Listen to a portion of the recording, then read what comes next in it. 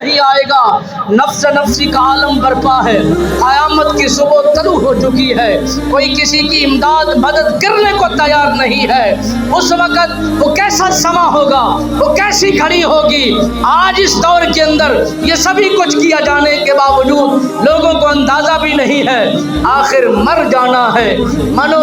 مٹی کے نیچے اترنا ہے، حساب بھی دینا ہے اور پئی پئی کا حساب بھی چکانا ہے۔ قیامت کی صبح اللہ کے حضور کیسے منہ دکھایا جائے گا، کیسے بتلایا جائے گا کہ ہم نے دین کے ساتھ کیا کیا اور دین نے ہمیں کیا کچھ عطا کیا۔ یہ سبھی کچھ کے بارے کے اندر پوچھا بھی جائے گا، سوال بھی کیا جائے گا۔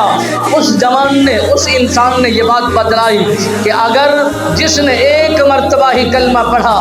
اور میدان عدل کے اندر ایک پلڑے کے اندر اس کلمے کو رکھ دیا جائے، لا الہ الا اللہ محمد الرسول اللہ کے ان الفاظوں مبارک جملوں کو ایک پلڑے میں رکھ دیا جائے، پوری کائنات کے خزانے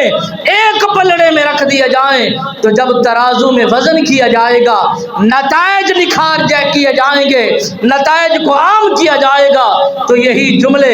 بھاری ہوں گے، بر وزن ہوں گے، اس کا نام بھی ہوگا، اس کے اندر برکت بھی ہے، اسی کے اندر رضا بھی ہے، اس کے اندر انسان کی بقا بھی ہے۔ میرے نبی رحمت سرکار نے فرمایا آخری وقت جس نے یہی ورد پکا کر کلمہ طیبہ پڑھ کر ایمان سے رخصت ہو گیا، وہ ساری زندگی حالت کفر میں، حالت شرک میں بھی گزار دی۔ میرے نبی رحمت سرکار نے فرمایا ان جملوں کی اتنا برکت ہے،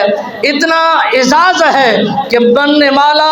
مرنے سے پہلے یہی ضرب لگا گیا، مالک بے نیاز ان جملوں کی برکت سے اس کے ساتھ کا